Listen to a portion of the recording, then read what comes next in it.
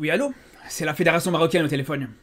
On voulait vous proposer un match amical entre nos deux pays, est-ce que ça vous intéresse? Ah ben écoutez, c'est une très bonne idée, justement, ça fait longtemps que vous voulez vous le proposer. Ah ben franchement, c'est parfait. Ben écoutez, on se réunira vendredi autour d'un couscous et on en discutera.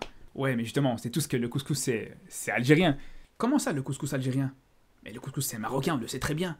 Non, le couscous a d'abord été inventé en Algérie avant d'arriver au Maroc. Arrêtez de raconter n'importe quoi. Mais c'est comme... Mais voilà, c'est ça votre problème, vous les Marocains, c'est toujours la même chose avec vous. Ah ben si c'est comme ça, il y aura pas de match amical, ok? Allez.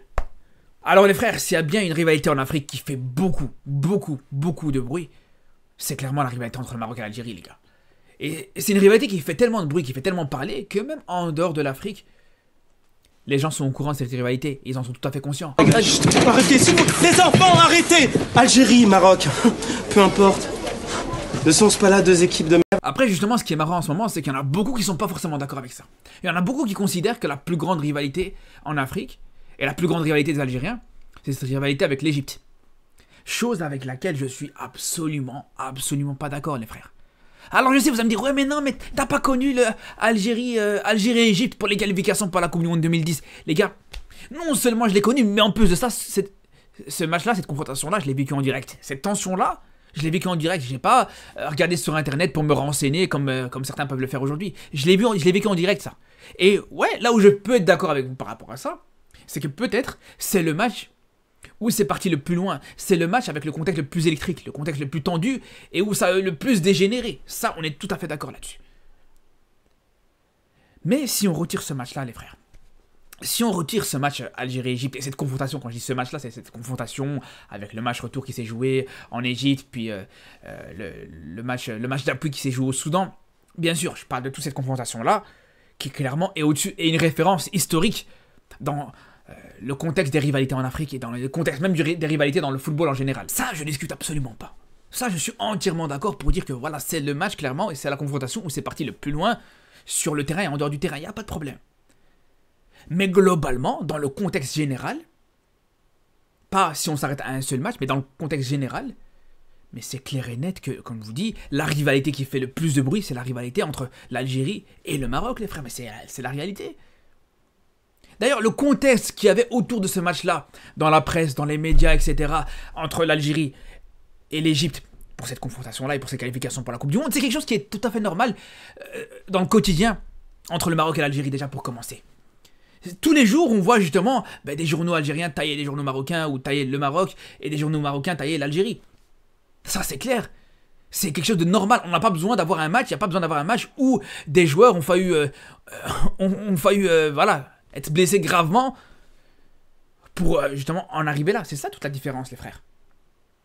Après, vous allez me dire, ouais, mais non, mais en dehors de ce match-là, il y a eu certains matchs entre l'Algérie et l'Égypte où ça a un petit peu dégénéré, où c'est parti un petit peu en bagarre générale. Il y a ce match dans la Coupe d'Afrique militaire, où voilà, la fin du match a un petit peu dégénéré. Il y a eu le match il y a un an d'ici, où globalement le match s'est passé dans une bonne ambiance, une bonne entente, mais il y a eu ce fameux carton rouge. Mais il y a eu ce carton rouge du joueur égyptien sur Ahmed Touba, avec un geste très limite, on va pas se mentir. Donc tout ça vous dire, bien sûr, je suis au courant des petits débordements qu'il y a pu avoir entre l'Algérie et l'Égypte sur certains matchs. Mais je vous le dis, encore une fois, je le confirme, c'est que à part sur la confrontation pour les qualifications à la Coupe du Monde 2010, avec ce qui s'est passé, on s'en rappelle, pour moi, le reste, c'est anecdotique. C'est totalement anecdotique. Alors on me dit, ouais, qu'est-ce que tu racontes? Comment ça, c'est anecdotique? Il y a eu des bagarres générales, il y a eu le geste, le carton rouge du joueur égyptien sur Ahmed Touba, il y a eu tout ça. Mais je vous le dis, c'est anecdotique. Avec l'Égypte, ce genre de choses, c'est anecdotique, les gars. L'Égypte, on sait très bien, ils sont pas forcément connus pour leur fair play. On sait très bien qu'ils vont jouer contre n'importe quelle équipe, ils sont capables de s'embrouiller avec elle. Et ça a été le cas même avec le Maroc. On se rappelle, la dernière confrontation entre le Maroc et l'Algérie, entre le Maroc et l'Égypte, a fini en bagarre générale. On s'en rappelle très bien, à la CAN 2021. Même Vahid Halilhodžić, le coach du Maroc à l'époque, il a dû en venir aux mains, les gars. Donc, ça, avec l'Égypte, comme je vous dis, c'est totalement anecdotique. Mais, bien sûr, que si tu rajoutes toutes ces petites bagarres générales qu'il y a pu avoir entre des matchs entre l'Algérie et l'Égypte, plus ce qui s'est passé en 2010, alors t'as l'impression que vraiment, cette rivalité, elle est à son paroxysme, qu'il n'y a rien d'autre en Afrique qui est aussi loin, qui va aussi loin en termes de rivalité. Alors que non, pour moi, je pense vraiment, ce qui s'est passé en 2010, c'est très spectaculaire, et ça a été spectaculaire, et c'est même là où c'est parti le plus loin, mais encore une fois, dans un contexte global. En règle générale, vous pouvez me dire ce que vous voulez, jamais de la vie. jamais de la vie, la rivalité entre l'Algérie sera plus grande qu'une rivalité entre l'Algérie et le Maroc. D'ailleurs, la preuve, c'est simple, les gars. C'est que là, on peut encore voir des matchs amicaux entre l'Algérie et l'Égypte. Il y en a eu un, il n'y a même pas un an d'ici. Par contre, un match Maroc-Algérie, un match amical Maroc-Algérie, c'est quelque chose que vous verrez jamais, les gars. Vous verrez absolument jamais un match amical Maroc-Algérie. Ça fait des années qu'on n'a plus vu des matchs amicaux entre le Maroc et l'Algérie, et de mon vivant, j'en ai jamais vu. Des matchs amicaux, il y en a peut-être eu vraiment une trentaine d'années, une quarantaine d'années, je sais pas. Mais en tout cas, depuis que je suis le football, j'ai jamais vu un match amical entre le Maroc et l'Algérie. Et c'est quelque chose qu'on n'est pas prêt de revoir, les gars. Je vous dis la vérité.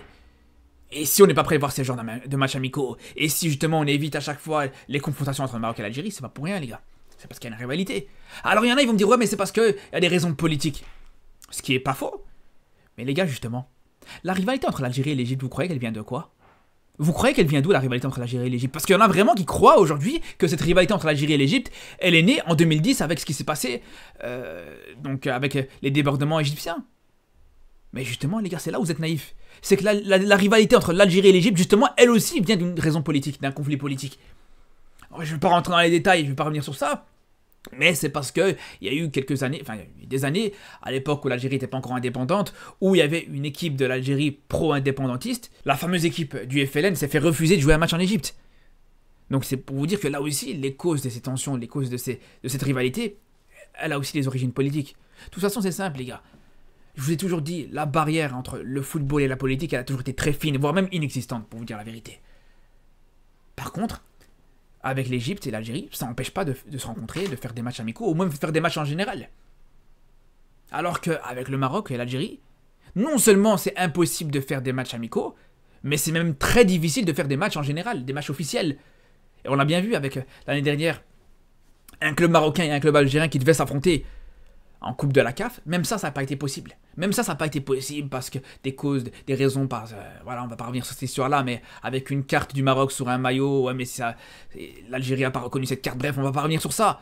Mais au final, le match n'a pas eu lieu. Pareil sur le CHAN qu'a organisé l'Algérie. Le Maroc s'est pas déplacé, le Maroc a boycotté cette CHAN. Donc cette rivalité, elle est tout simplement indiscutable, les frères. Je sais même pas pourquoi je suis en train de débattre là-dessus, je sais même pas pourquoi je suis en train d'argumenter là-dessus. Normalement, ça doit être quelque chose de tout à fait logique pour tout le monde. Mais il y en a, ils veulent remettre en cause justement cette rivalité, parce que cette rivalité, elle a des origines politiques.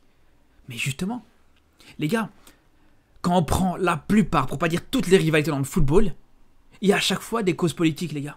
Il y a à chaque fois des causes politiques. Si on prend l'une des plus belles rivalités en Europe qu'on a actuellement, avec le Barça et le Real Madrid, avec le fameux Classico, mais justement, il n'y a pas plus grande rivalité politique que ça. Vous croyez quoi si le Barça et le Real sont rivaux aujourd'hui, c'est quoi? À cause de quoi? À cause de la couleur du maillot? À cause de Messi et Ronaldo? mais les gars, bien sûr que c'est politique. Et c'est le cas aussi pour le Maroc et l'Algérie. Alors pour le Maroc et l'Algérie, il n'y a pas que l'aspect politique. C'est ça qu'il faut aussi prendre en compte. C'est qu'il y a aussi l'aspect culturel. Et quand je dis ça, c'est pas forcément de manière négative.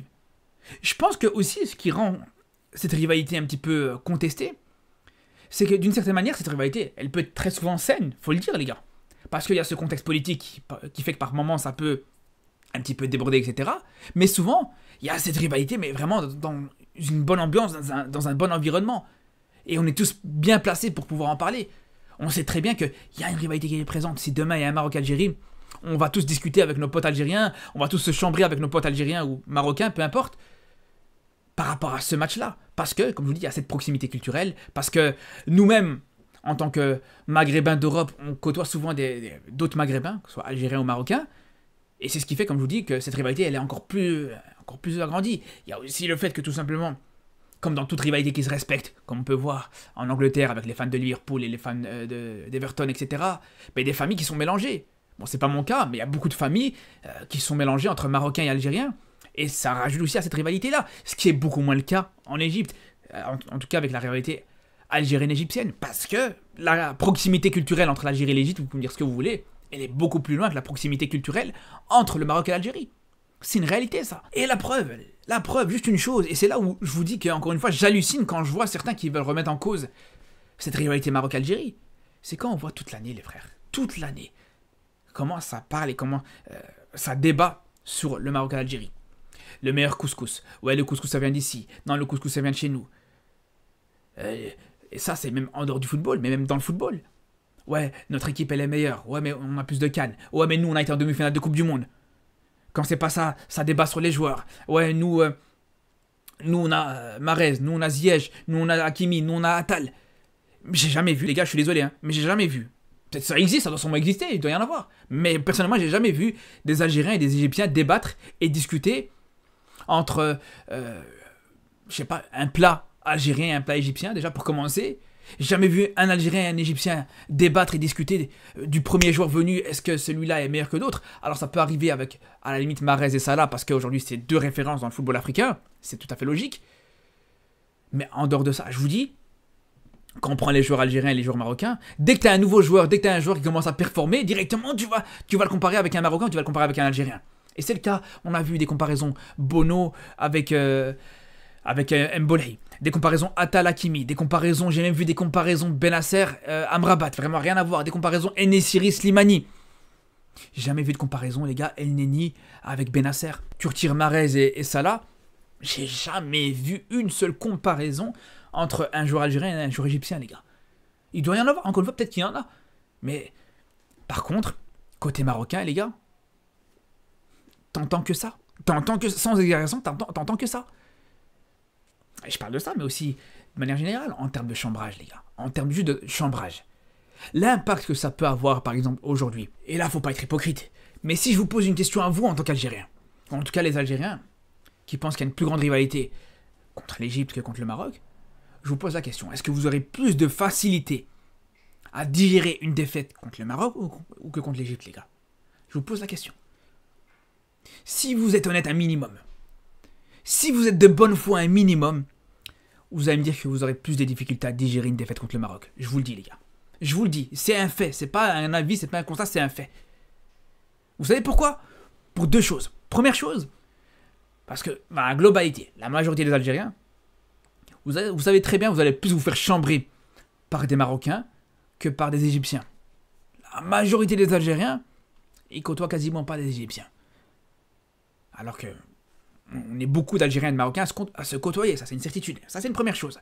Deuxième chose, vous savez pourquoi aussi une défaite contre le Maroc sera encore plus difficile à digérer? Parce que vous savez très bien qu'aujourd'hui l'Algérie, ou même le Maroc aussi d'ailleurs, on boxe pas dans la même catégorie que l'Égypte. Faut arrêter de nous faire croire qu'aujourd'hui l'Algérie, ou même le Maroc, ou n'importe qui, aujourd'hui boxe dans la même catégorie que l'Égypte. Aujourd'hui il n'y a que le Cameroun à la limite qui peut se vanter peut-être de boxer dans la même catégorie. Mais à aucun moment, je vous le dis, à aucun moment l'Algérie boxe dans la même catégorie que l'Égypte. Alors certes, l'Algérie a une canne en plus que le Maroc, c'est vrai, mais a quand même 5 cannes en moins que l'Égypte. Donc t'es plus proche du Maroc que de l'Égypte par rapport à ça, sur l'aspect sportif, parce qu'il y en a beaucoup qui parlent de rivalité uniquement sportive. Il n'y a pas de problème, on va en parler, de l'aspect uniquement sportif. Mais l'aspect sportif, la proximité avec le Maroc, elle est énorme. Comme je vous dis, voilà, le Maroc a une canne en moins, mais plus de participation et un meilleur parcours en Coupe du Monde. Donc voilà, ça s'équilibre plus ou moins. Et puis même par rapport à ça, même par rapport à la canne, ok, l'Algérie a une canne en plus. Mais justement, j'ai envie de vous dire, justement, ça veut d'autant plus dire que demain, une finale contre le Maroc, ou en tout cas une finale perdue, une finale de Coupe d'Afrique perdue contre le Maroc de la part de l'Algérie, ferait plus de mal qu'une finale perdue contre l'Égypte. Parce qu'une finale perdue contre l'Égypte, bon, ça va donner une canne en plus à l'Égypte. Voilà, une en plus ou une en moins, on est quand même très loin des Égyptiens. Je pense que c'est comme ça qu'ils vont penser. C'est dans la logique des choses, c'est comme ça que tu vas penser. Par contre, une finale perdue contre le Maroc à la CAN, non seulement tu perds, mais en plus de ça, ton rival te rattrape au niveau du palmarès. Donc c'est là où pour moi c'est ça une rivalité sportive. C'est exactement là où on parle d'une rivalité sportive, les frères. Une rivalité sportive, c'est pas juste de se bagarrer sur le terrain ou des joueurs qui se font caillasser, ce qui est regrettable. Encore une fois, c'est là où c'est parti très loin. Mais quand on parle de rivalité sportive, pour moi, c'est vraiment ça. C'est la proximité au niveau du palmarès, la proximité culturelle, la tendance à se chambrer. Et quand je parle du chambrage, etc., et de cette atmosphère de trash talking et tout ça, je parle pas que sur les réseaux sociaux. Bien sûr, c'est le cas sur les réseaux sociaux. C'est très souvent le cas sur les réseaux sociaux, mais même dans le quotidien, en général. Je vous le dis, en tant que Marocain ou Algérien qui habitons en Europe, qui habitons en France, ou en Belgique par exemple, c'est quelque chose auquel on a affaire tout le temps. Rien que des fois, des matchs presque anodin, un match de coupe arabe, les frères. Un match de coupe arabe où c'est même pas les équipes premières qui étaient qualifiées, qui étaient présentes dans cette compétition-là. Même dans ce genre de match-là, c'est le genre de match qui fait beaucoup parler. Même dans ce genre de match-là, tu vois que ça va se vanner entre Marocains et Algériens, etc. Que ça parle énormément, que ça fait beaucoup de bruit. Mais pour moi, c'est ça une vraie rivalité, les gars. Il n'y a pas besoin d'avoir des joueurs qui se font caillasser, des joueurs finir en sang pour qu'on puisse parler d'une vraie rivalité. Moi, c'est comme ça que je le vois, les gars. C'est comme ça que je vois les choses. Tu peux avoir une rivalité, très grande, une rivalité qui fait beaucoup parler, une rivalité qui même a qui ramène une très bonne atmosphère, une très bonne ambiance, sans forcément que ça dégénère. Et pour moi, je trouve que c'est positif d'une certaine manière. En tout cas, c'est comme ça que je vois les choses. Après, vous pouvez être d'accord comme vous pouvez pas être d'accord, mais c'est mon point de vue par rapport à ça. En tout cas, les frérots, on aura peut-être l'occasion d'en parler, d'en discuter, pourquoi pas un de ces jours en live. Sur ce, je vous dis à très vite pour une nouvelle vidéo, et surtout d'ici là, prenez soin de vous.